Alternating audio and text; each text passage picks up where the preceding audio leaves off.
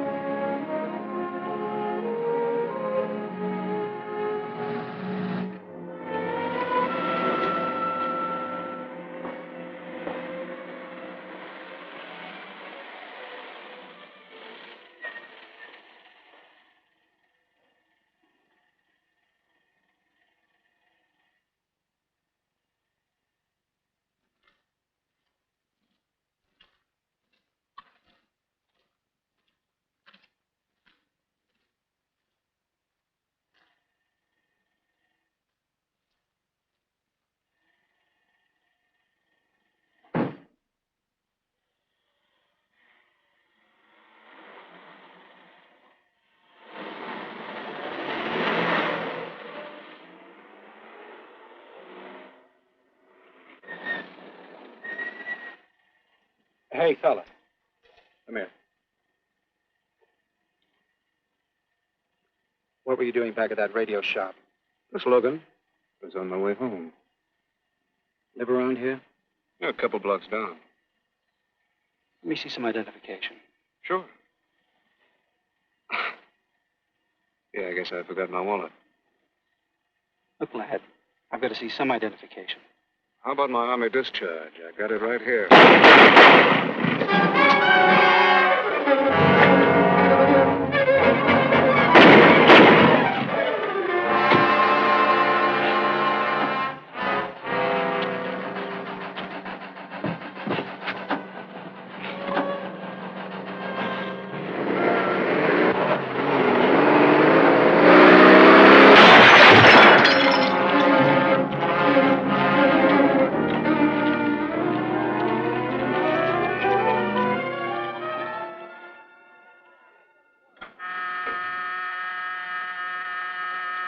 Police Department, Operator 27. I want to report the shooting of a policeman.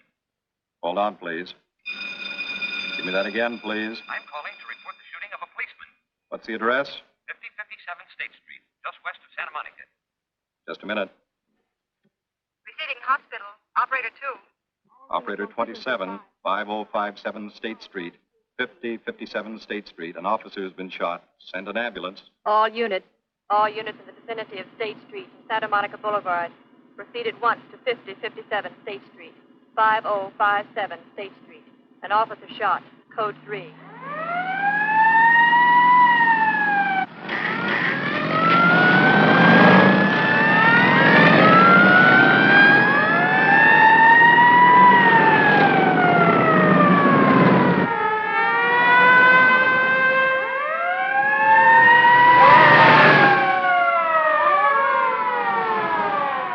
To Control 1.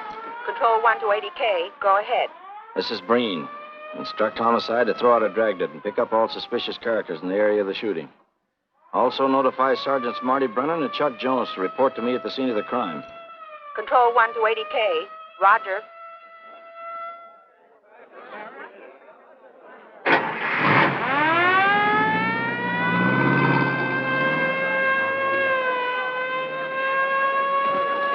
I see. Well, what have you got so far? Well, not much, Captain Breen. A couple of cartridge casings. Oh, Marty, Chuck. Hi, Captain. Eyewitnesses? Who was first on the scene? Reported it. I was. I live here. I'm a light sleeper, but my hearing is good. And my Did cat. the officer say anything before he collapsed? Yeah, he gave a description of the fella. On the shooting of the officer. Suspect is a white male American.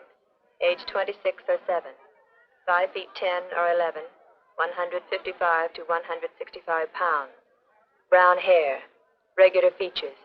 Pencil mustache. Repeat broadcast. All units. Is that about it? Yes, sir, exactly. And the officer kept saying, he looked like such a nice kid.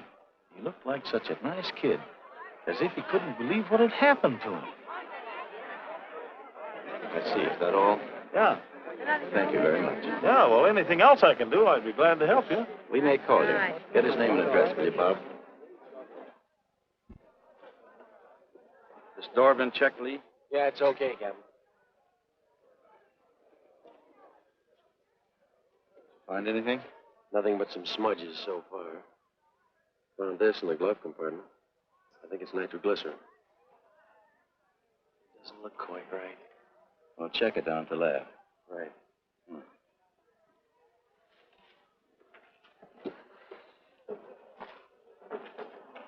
Open this up, Joe. No key, Captain. Well, try it open. Give me that bar, Frank.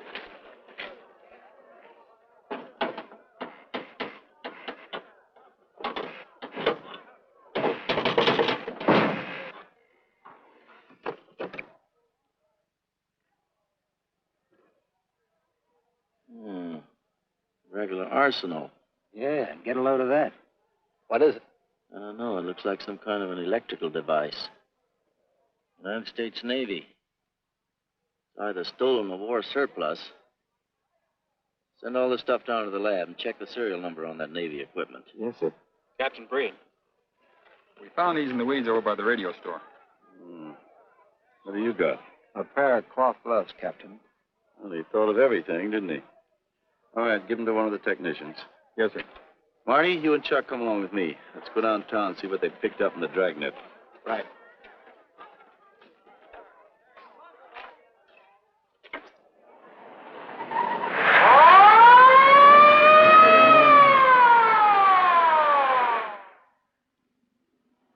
You know him, Marty?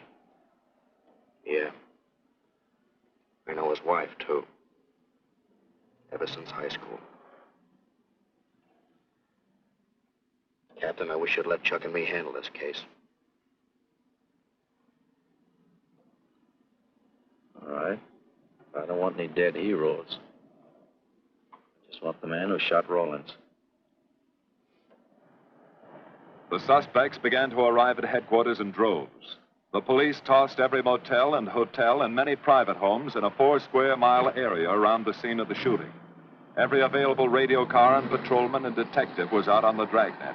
The strings were being drawn tighter and tighter. Many a man returning from a date or a late party or a poker game surprisingly found himself in a squad car, its siren screaming as it brought him to the detective bureau. The dragnet gathered in some strange fish, and many ordinary ones. All the rest of that night, the detectives probed, needled, questioned, quizzed. Everything was checked. Fingerprints, names, addresses, stories. Every fish in the net was examined. Most of them thrown back into the sea, not worth keeping. Except a few parole violators and slightly shady characters whose stories needed a lot of verifying. I wasn't prowling no cars. Just taking a walk. You know, getting in condition. You were running when the radio car picked you up. Yeah? Maybe that's why the guys call me Punchy. He's got a point there. 2 felony convictions, no warrant, no warrant. He's on parole. Book him, violation of parole. Let's have the next one, Joe. What were you doing in that vacant lot? The vacant lot. Lot? What were you doing in it at that time of night? 你唔好問我咁多咯，我喺樹好耐噶啦，我上喺樹30幾年，未有綠衣拉過我。我姓陳嘅，我陳家我做老豆有生意嘅。You say your name is Ralph Henderson. So what? Well, you know, it's a funny thing, Ralph. There's a guy around this town that's been wearing your fingerprints. Only his name is Pete Hannon. Okay. So I'm dead. So what's one more confession in my life? Now you're talking, Henry. Okay, Andy. Oh, Harry. What have we got here? Oh, some robbery suspects. Candidates for San Quentin. Handsome here is the big shot. He runs the outfit. Have a gander at his record. Car theft, escape from reform school, robbery, assault with a deadly weapon. Not bad. Look at the heater we found on him. German Luger, fully loaded. Redhead here tried to carve up one of the arresting officers with this pretty toy. Nice boys. By dawn, many minor wrongdoings had been uncovered, and a few incipient felonies. The checking of the suspects had been thorough, painstaking, and tedious. But all the work was for nothing. The man who had shot Officer Rollins was not among them. He remained no more than a description, a shadow of a man, mysterious, elusive, deadly, hidden away somewhere in the vast city. As for Rollins himself, he couldn't help. He was in a coma at receiving hospital. Mrs. Rollins waited out the long, tense hours while her husband fought to live. Many another officer's wife had so waited. Many another will. The word came shortly after sunup.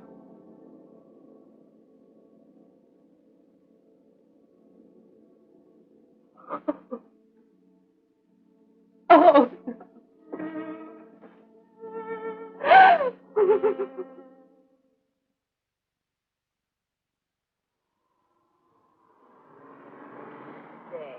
A white male American, 26 or 7, 5 feet 10 or 11, 155 to 165 pounds, brown hair, regular features, pencil mustache.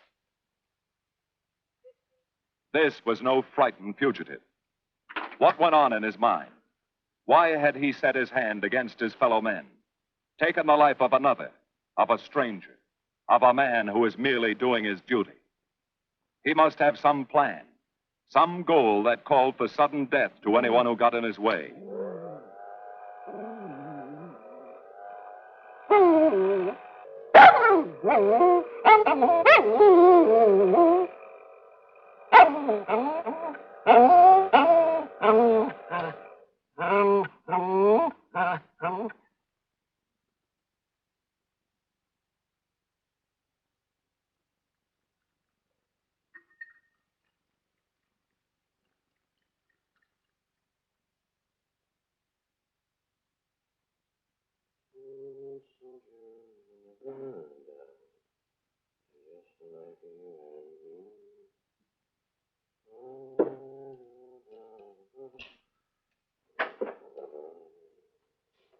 Morning, boys. Morning, Lee. Hi, Professor. Well, I thought this was safe-cracker soup. You gonna drink it, I hope? I'm really a nice guy. Stick around. I'll prove it. Come over here.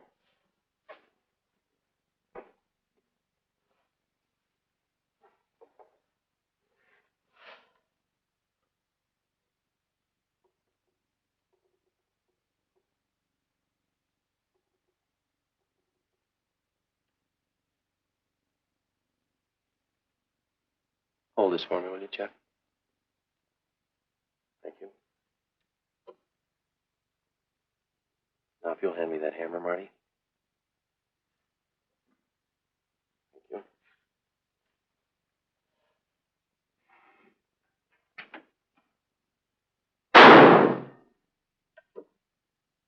Yeah. Nitroglycerin. I didn't ask for a collection of fingers, just fingerprints. All those nice fingerprints on the car belong to the man it was stolen from, Cap. Nothing on the guns or picklocks? Not even an interesting smudge. The gloves. Common type, worn by undertakers. I'll check on them. They won't show anything. What did your scientific test show? A couple of little things. Tool identification on these picklocks. I got one under the scope. You want to take a look? Yeah.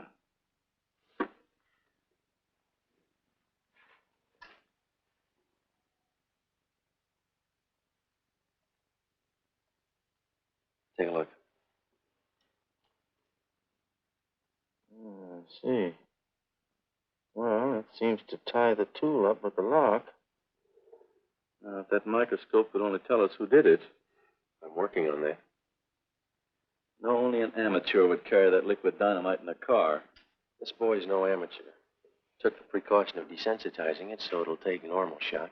Took a lot of other precautions, too. No fingerprints, no identification, nothing definite. Except he's scientific. Knows electricity. Is inventive. Yeah. Happy on the trigger. This is Captain Breen. Get me Captain Stevens a burglary, will you? I hate to disappoint you, Lee, but I think you've come up with something. Hello, Steve. How are you? Did your daughter's marriage come off all right? Good. Look, Steve, on those burglaries of electrical equipment lately, were there any where picklocks were used to gain entry?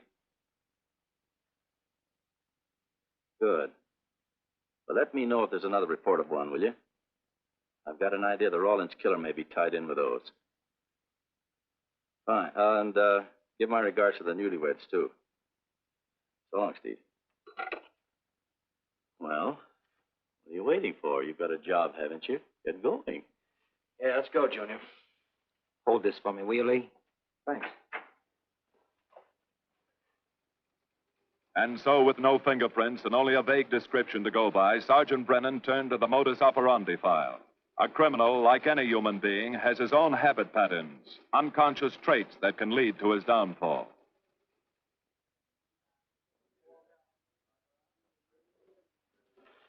Well, they are, Junior. List of burglars who use picklocks for entry. Oh, great. This narrows it down to just a couple of hundred suspects in this area. Give me a match, will you? That may not be so bad. This guy's improved on the system. Maybe he's left his trademark on some other job. Well, here we go, legging it all over town, asking a million questions. What you paid for, isn't it? Am I paid to associate with you, too, Junior? You could do worse. Not this year. Come on.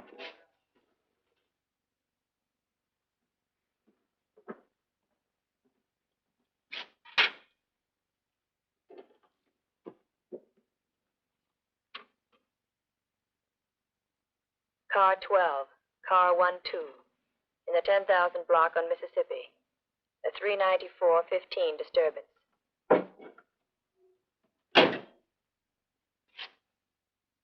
Car 80K, code 1.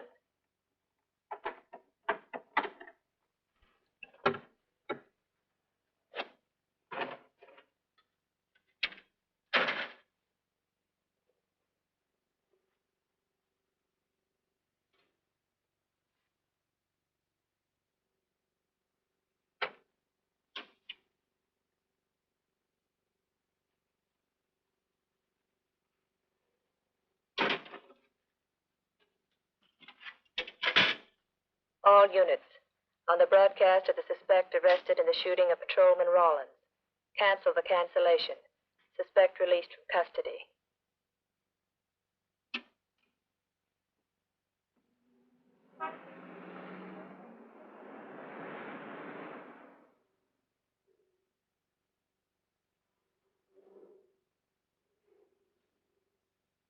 Oh, hello, Mr. Martin.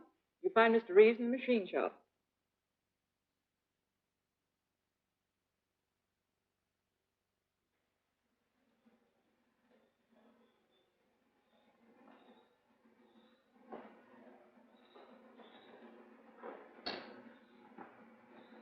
Oh, Roy. Glad to see you. How are you, Mr. Reeves? Hi. I was hoping you'd drop in. I wanted to thank you for showing us how to handle that repair job. Helps a lot.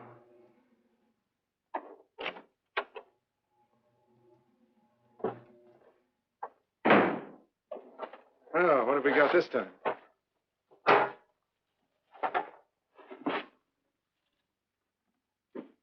Silograph.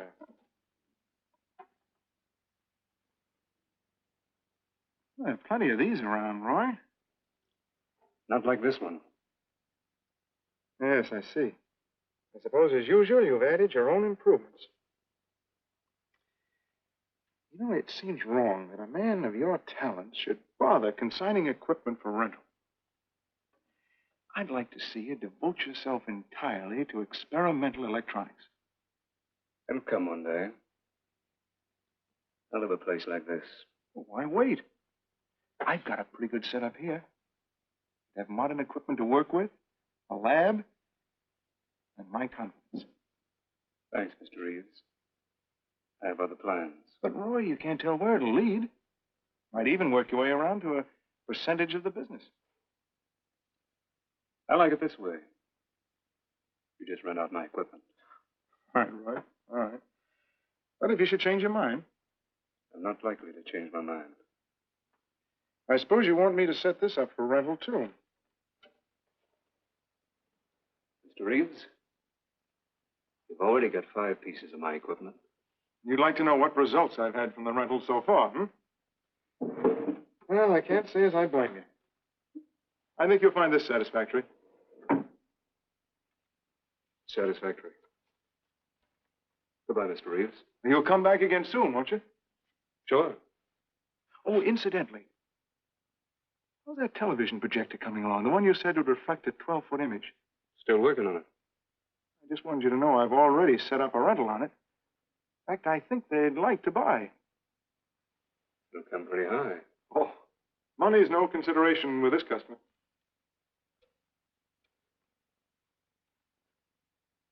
Tell him he can pick it up tomorrow. I thought you said it wasn't finished yet. It'll be finished.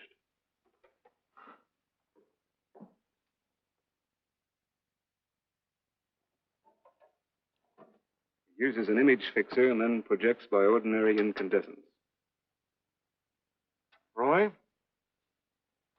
this is the best television projector I've ever seen. Let's hope that your customer thinks so. He will. Yes? Send him right in, Charlotte.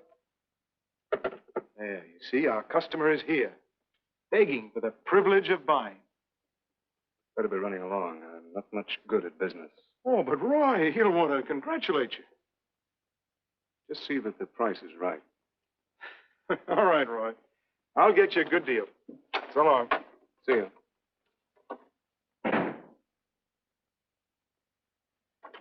Well, Mr. Dunning, come in. Isn't it a beauty?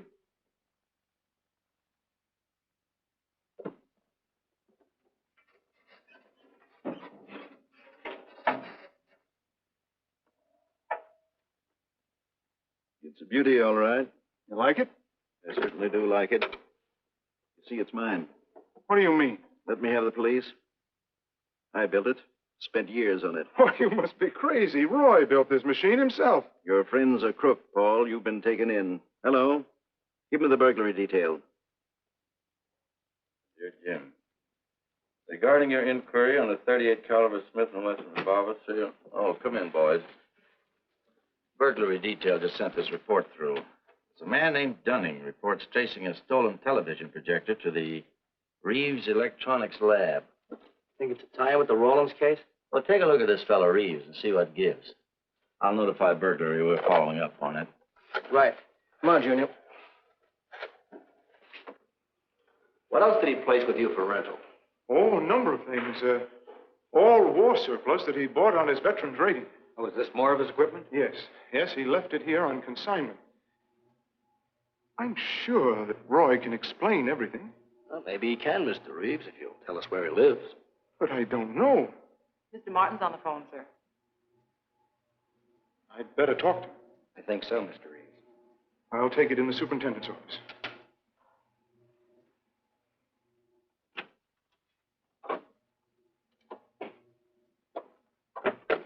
Tell him that you sold the set. And his money's waiting for him here. Find out what time he's coming by.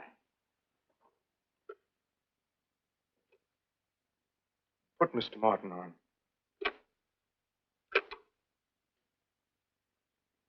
Hello, Roy? Yes, I've sold it. Your money is waiting here for you. Yes, I'll be working late tonight. What time will you be by? First thing in the morning. Well, maybe you better come in tonight, Roy. A couple of things I want cleared up. Like what? Oh, technical things.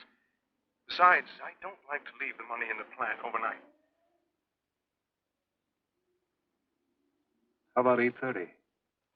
Fine. I'll see you then. I'll leave the front door unlocked.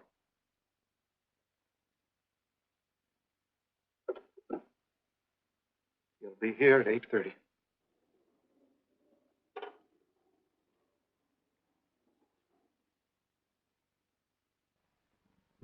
Well, I'll just run along home and get some dinner. We'd like you to stay too, Mr. Reeves. Why? For company. You want to cooperate, don't you, Mr. Reeves? Certainly. Good. Now, you just wait in your office. We'll be around. Very well. This way, gentlemen.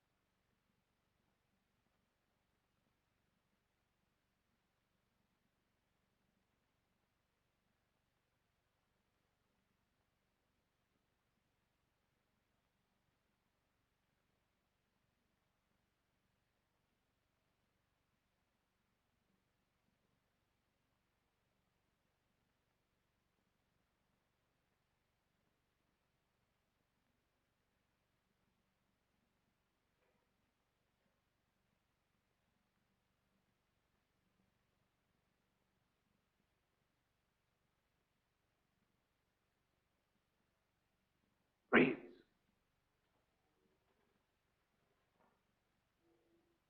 That you, Roy?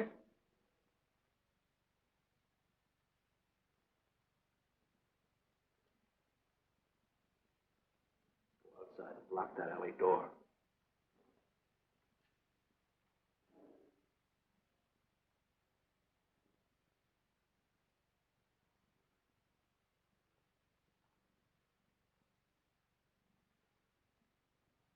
Where are you, Roy?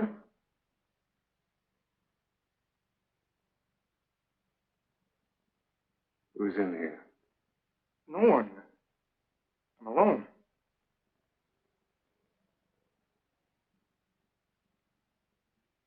Come on in. I've got your money for you. Bring it out here. All right. Just a minute.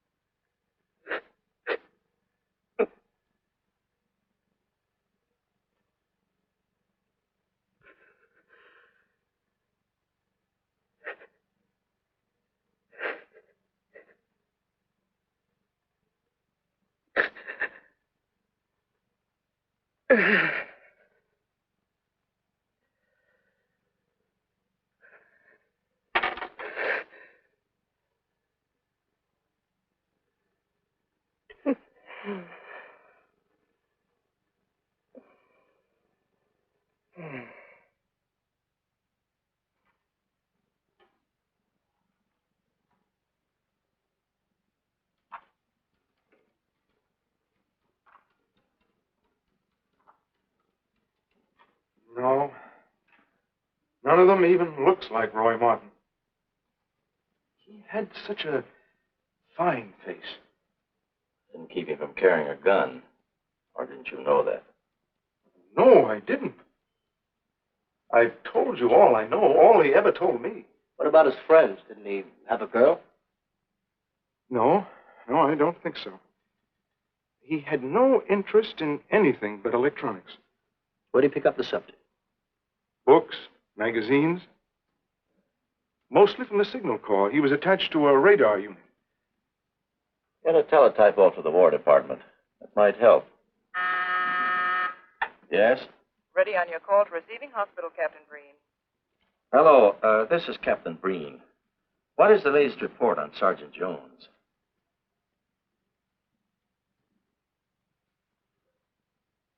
I see.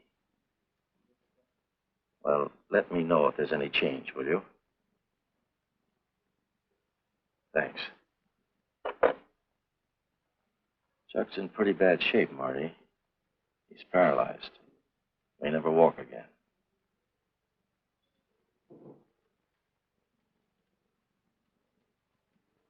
Oh, I'm sorry. It's funny that Martin showed up at 7 when he told you he wouldn't be there till 8:30. I don't know why. Except he was always unpredictable. I'll tell you why. Because you warned him. That's why he came early. That's why he came in the back way. But you heard me tell him the front door would be open. And the key that let him in the back way? He must have had one made. Why don't you tell us the truth? Marty.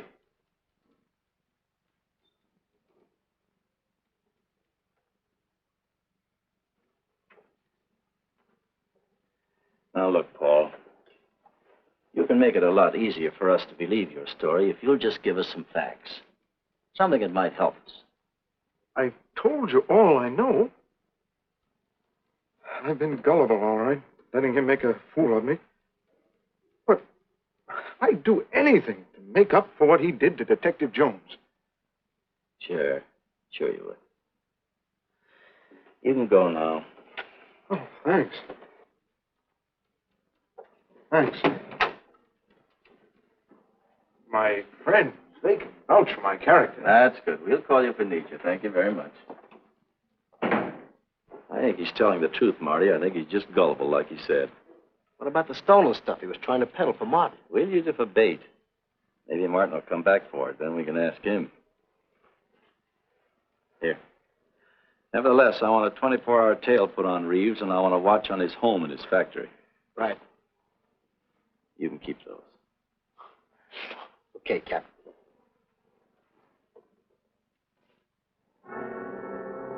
And now the killer changed his tactics, his modus operandi. It would baffle the police. They always expected burglars to remain burglars, not go in for stick-ups. They'd never tie this up with him. So wearing a variety of disguises, coming and going like a shadow, ready to kill if cornered, he struck the bottle stores in a one-man blitz that had the robbery detail dizzy.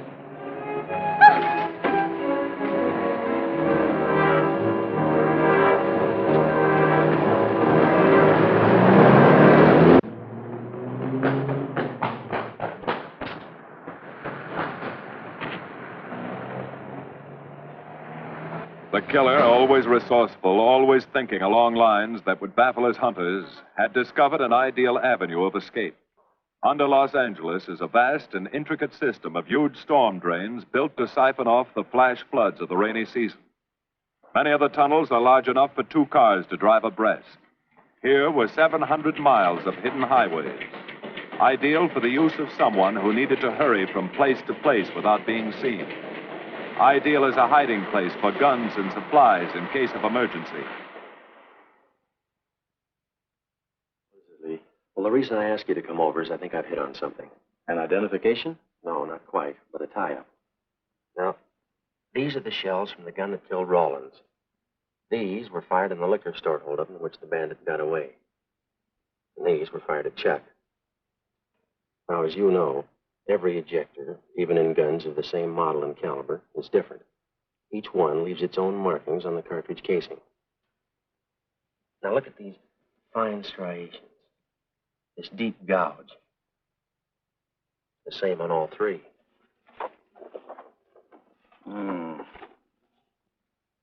In other words, the man who killed Rawlins and the man who shot at Jones and Brennan, the stick-up who's blitzing the liquor stores are all the same man. Right. All we need to know is what that man looks like.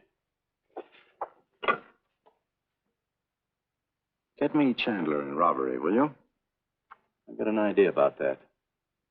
Also, it'll give us a chance to see if Reeves is on the level with us. Steve, Breen, about those blitz holdups you're on. Round up all the victims and have them down here tonight, will you? Oh, it's just a little scheme. Thanks, Steve. That's good. Now sketch another one of the same type, only this time thin it out a little, huh? All right.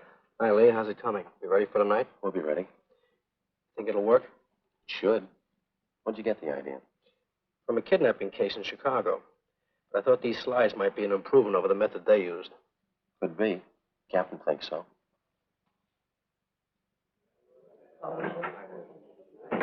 Good evening, ladies and gentlemen. May I have your attention for a moment, please? You've all been asked to sit in on a little experiment tonight. We're going to try to build a picture of a face. A face of a man who's cunning, resourceful, and deadly. He's a man who killed a police officer. Now, some of you he held up at the point of a gun. You may have seen his face, remembered something about it.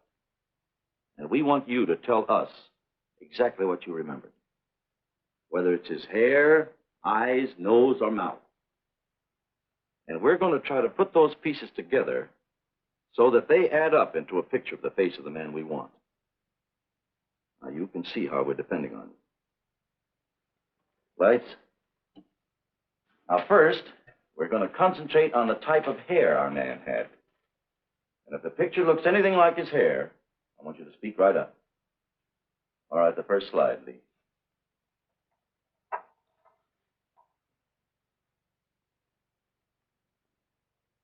His hair had waves in it. Well groomed. That's the idea, Miss Smith.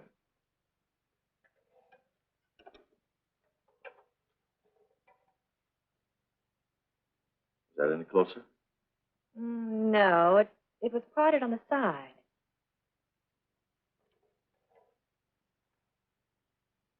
Oh, that's more like it, except it was thicker.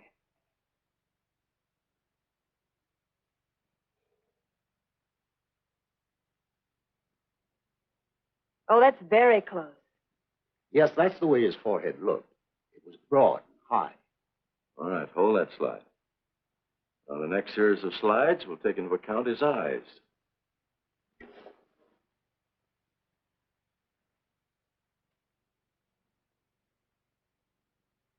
Oh, 1 minute, please. Wait, 1 minute.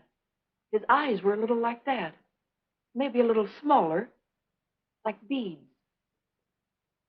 Go on, Lee.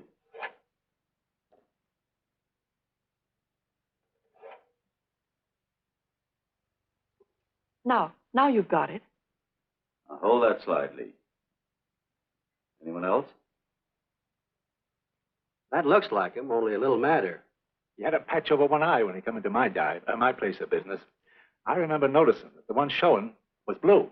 Well, the guy that stuck me up had on horn-rimmed glasses. He was wearing a Band-Aid across his nose when he knocked me over. Uh-huh. All right, hold that, Lee. Well, so much for the eyes. Go ahead.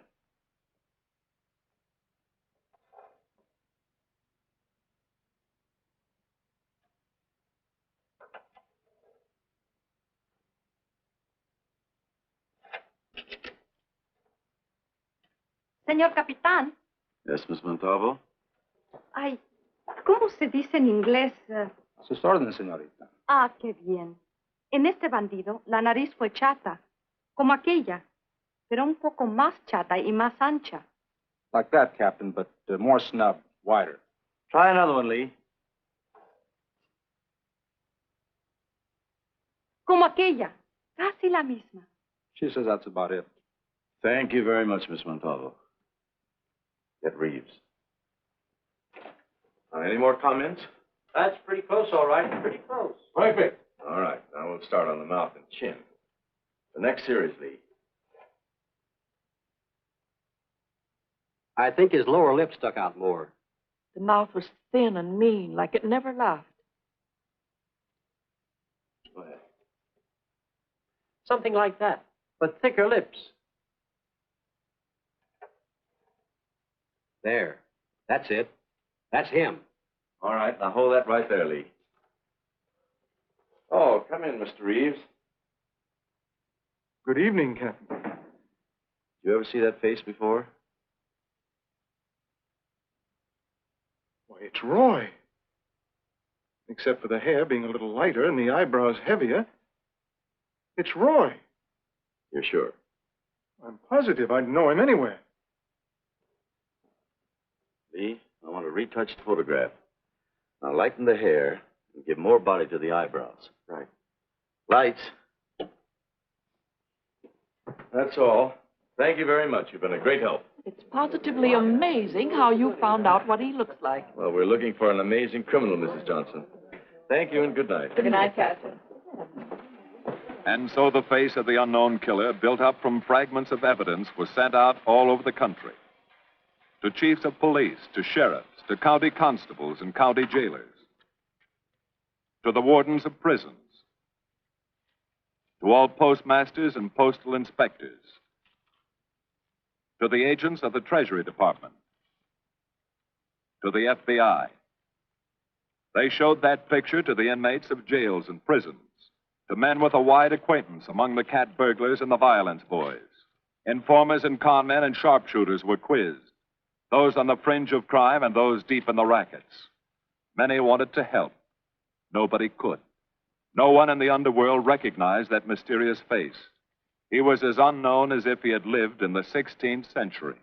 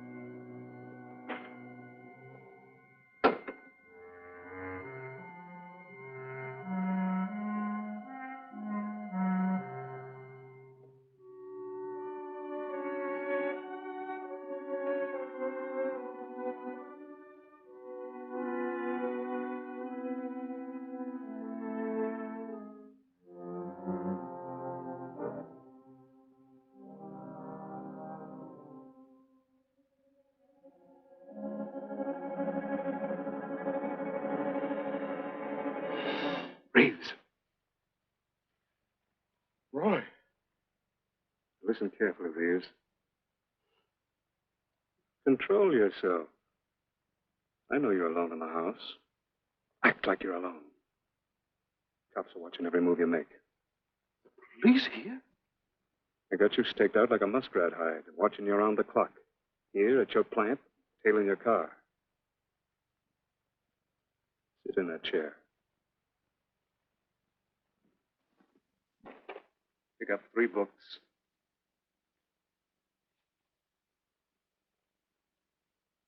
Don't look up and don't answer me.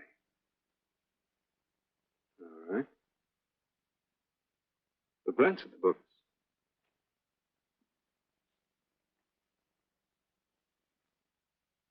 Pick one of them.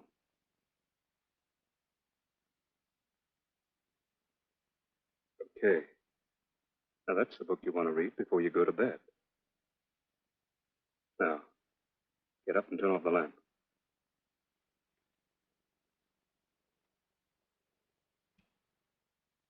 Come here. Come here.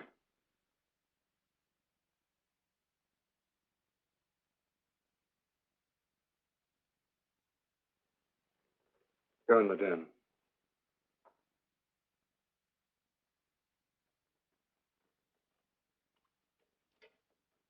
Follow those drapes tight.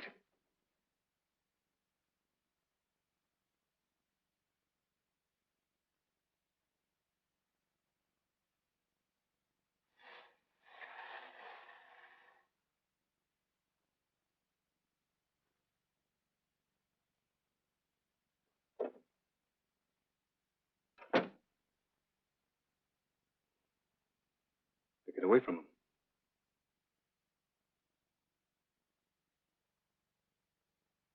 What do the cops know about me?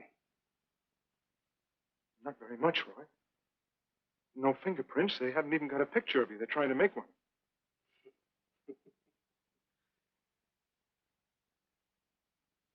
How much cash you got in the house? None. I never keep any cash in the house. It isn't good business. I suppose you think it was good business letting me walk into that trap. No, Roy, no. Don't do anything you'll regret. Now, listen to me. It isn't too late. Give yourself up. Come to your senses before you kill someone else.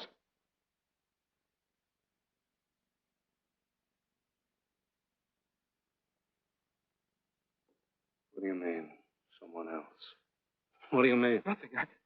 The two officers, they said one of them might die. He's still alive, isn't he?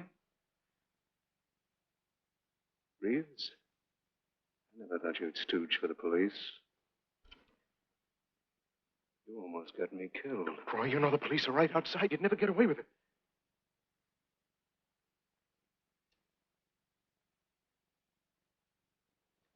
That's right.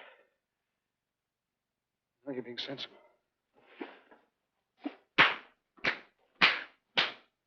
I know there's money here. Where is it? Don't, Roy. I'll get it.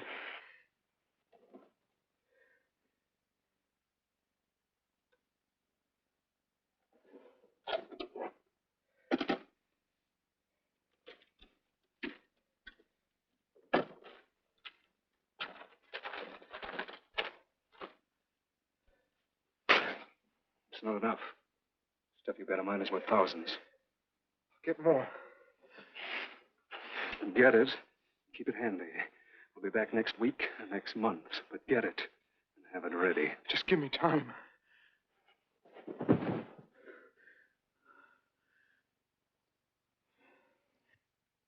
Oh! Look, I don't want policemen outside my house following me around. That's what made Roy suspicious. I'm leaving in the morning. I'm afraid I'll have to disappoint you, Paul. Unfortunately, you're our bait. I won't do it. I've done enough.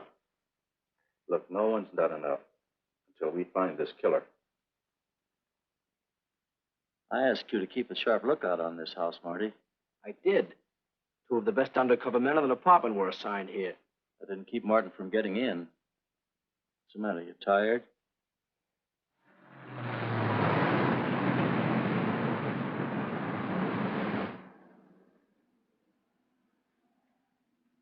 You got any idea how long you've been on this case, Marty? Months. Long enough to have come up with something by this time. You know any more about the Rawlins killer than you knew the first week? Yeah. He's about the toughest nut I've ever had to crack. That's what I told the chief when he called me in this afternoon, wanted to know why the case hadn't been broken. Look, Captain. Rollins was a friend of mine.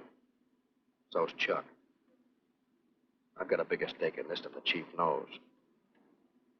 I'm doing everything I can. Well, I'm afraid it's not enough, Marty. Maybe you're too close to it to see it clearly. Maybe it needs a fresh team, a new viewpoint. I think you better take a couple of weeks off, Marty.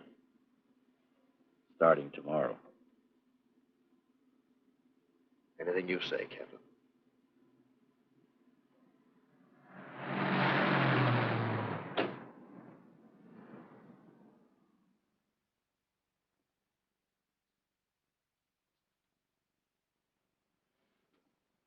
Hiya, Marty. Hi, Chuck. Meet Miss Scanlon, my new bodyguard. He's the one I've been telling you about. Oh, you mean the one with the steel trap brain? How do you do? Hello. Say, this guy been behaving? After a fashion. See, she takes me out in my go-kart, puts me to bed, wakes me up, dresses me. You're perfectly capable of dressing yourself now, Mr. Jones. I'll be back in a few minutes. Well, how's it been going, Junior? Oh, pretty good, Chuck. Pretty good. Is that why you're off the case? How'd you know? Breen was in to see me this morning. Oh. Suppose he also told you they put a new team on the case. He told me everything. Let's see what his new boys dig up. Well, maybe they'll examine the facts of the case a little more carefully. What facts? That our man's sharp, that he's intelligent and works alone, that he has no record, never leaves a fingerprint and knows every move we make? Sure, plenty of facts, only they add up to nothing. Sure, forget it. You got yourself a 10-day vacation. Go on down to the beach, get a suntan. By the time you get back, the case will be broken. Isn't that what you want? You know better than that. All I know is what I hear. You sit there batting your gums about how the old man let you down. Maybe he's trying to wake you up. He's got a funny way of showing it. There you go, flying off the handle. Always taking things for granted. I wish I could get up and boot some sense into you. He knew what this case meant to me. He still does. That's why he's trying to get you mad enough to do something about it. You don't really figure that's his idea, do you? I know it is. Ah, it's a tough case, Chuck. Not an angle, nothing to go on. You'd know what I meant if you were out working with me. I have been working with you. That's all I've had to do lately, just sit around studying what little facts we have, trying to figure out who he might be. You know the kind of a guy we're up against, then. I tell you, Chuck, this guy's a genius the way he operates. As if he were right there with us every time we go out after a lead. Oh, sure. Breen's been tipping him off just to make you look bad. Yeah, almost like that. Well, he beats us to the punch every time. There's your angle.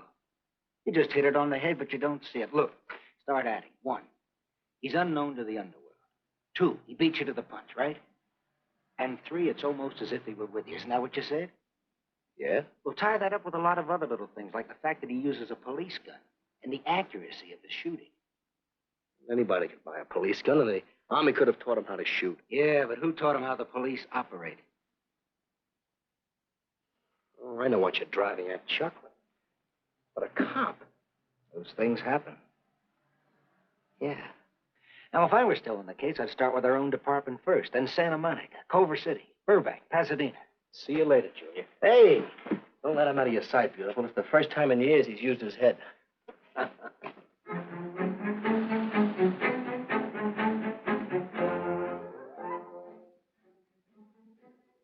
you get a print of every mug we take. We always send L.A. a copy, Sergeant. It's personnel photos I want. You mean of our boys?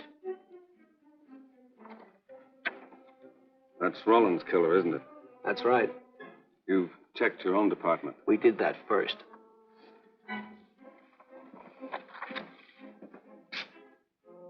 And so the tedious quest went on.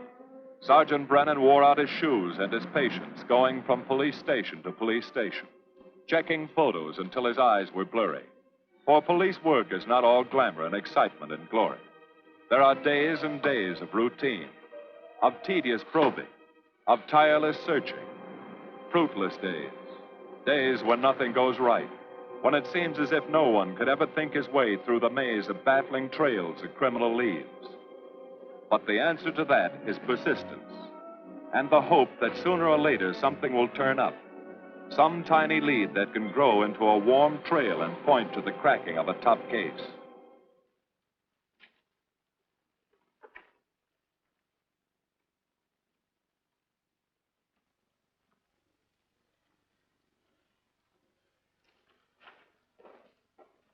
Well, that does it, boys. Can't say I'm sorry you didn't find him in here. I'd hate to think it was a cop. Doesn't seem to be anybody. Just a lot of pieces of a face that never existed.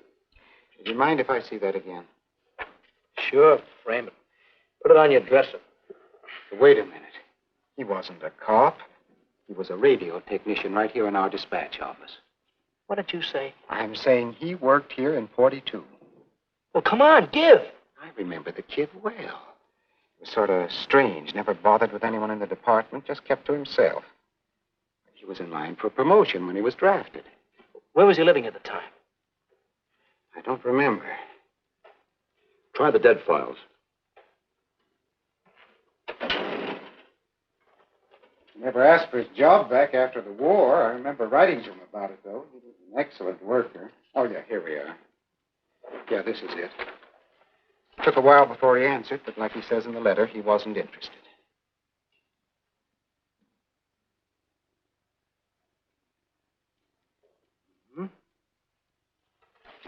Postmarked Hollywood. No return address. What do you want us to do? All the work? Oh, thanks a lot, Freddie. Remember, he was a civilian employee.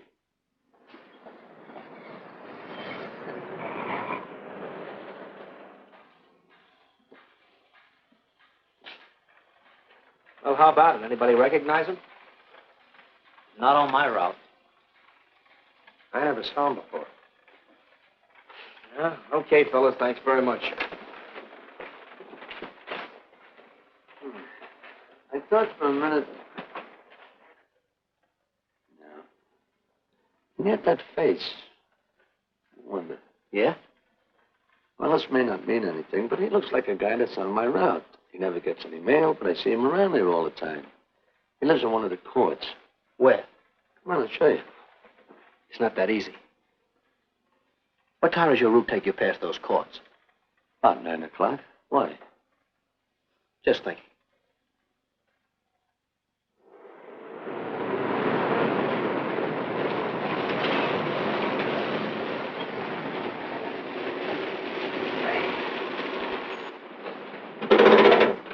You got any chocolate milk? Sure have, buddy. Yeah. Thanks. What's your pocket? Straight on back. Second in the yell. Number 7. Right. Kind of warm today, huh? Oh, it's not too bad for this time of the year.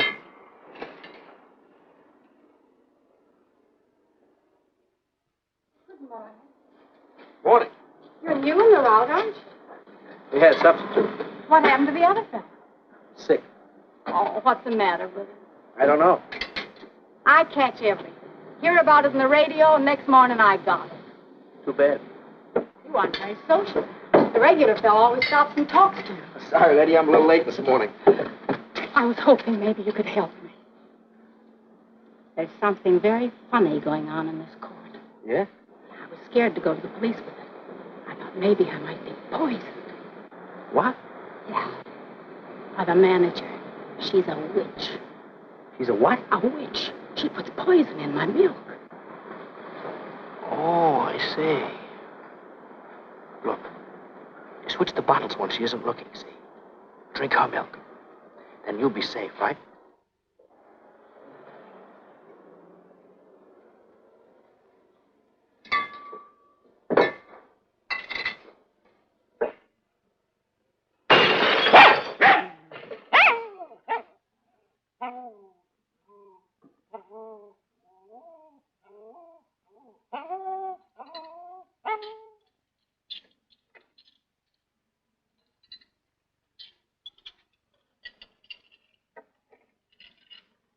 Why, I had a little accident. Got a mop, I'll clean it up. Leave it be. I'll clean it up myself. Okay, mister.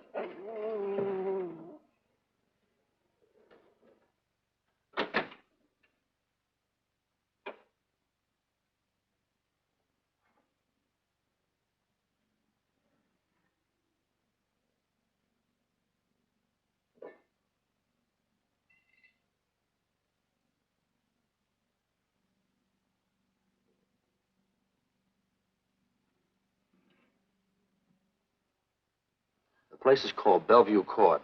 I drew this from memory, but it's pretty close. That's where he's hiding out, right there. You sure he's our man, Marty? Captain, I couldn't go wrong on that face. He's our man.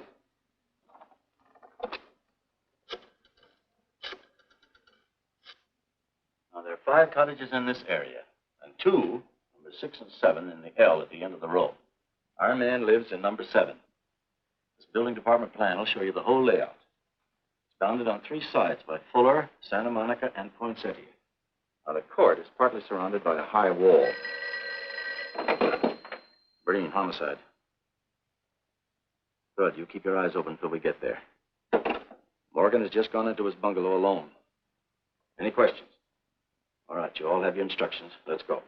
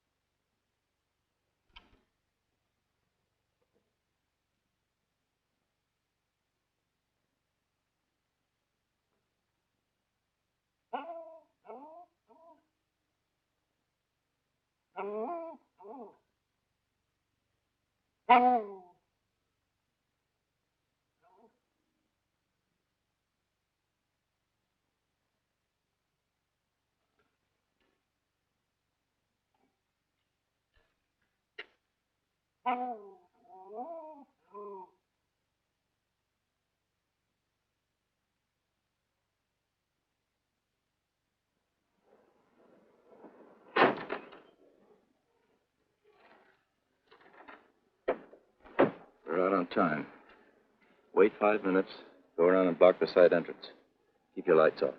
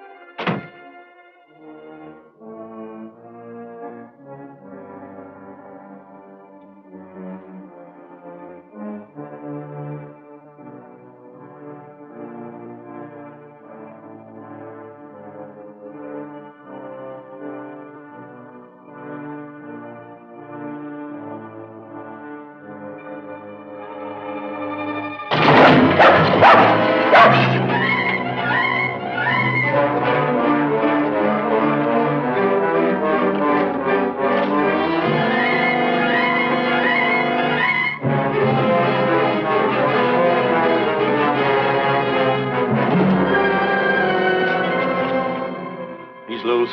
I want a radio car in a hurry.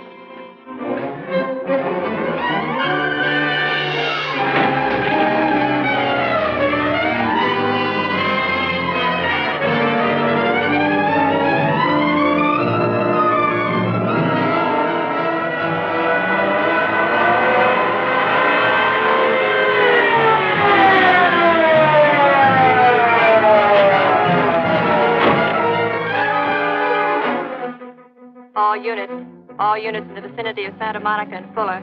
The murder suspect in the Rawlins killing is at large.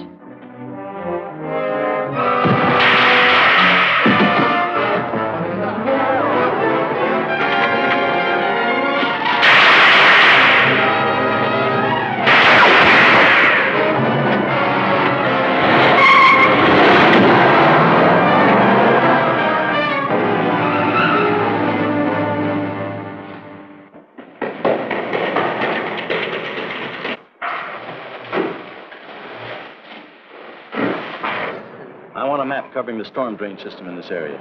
Get it and meet me at Venice and Garfield. Jones, Miller, you stay here in case he comes up for air. I want a man at every other drain entrance along this line. He's got to come up somewhere. Come on, Marty. You're driving.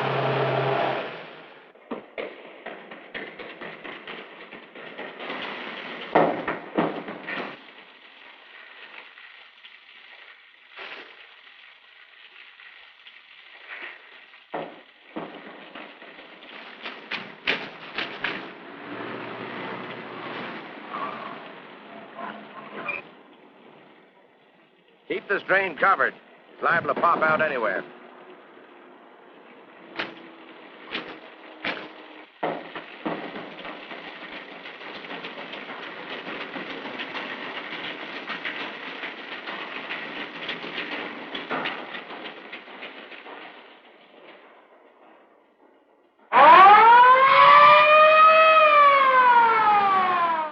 Why Venice and Garfield, Captain? It's the main intersection of the system. We can head him off that way. ADK to Control 1. Clear frequency 7. This is an emergency. Control 1 to all cars on frequency 7. Stand by. Control 1 to 80K. Go ahead. Notify homicide. Send the following to Venice and Garfield. 4 squads, battle lanterns, gas mask, tear gas. Urgent. This is a code 3. Control 1 to 80K. Roger.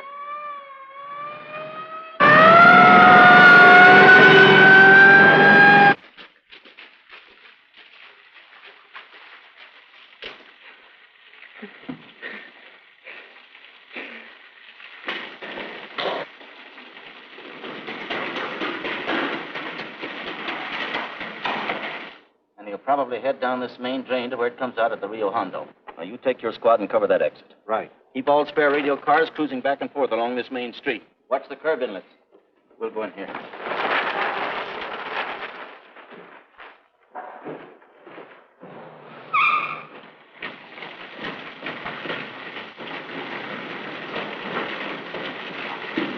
Any sign of him?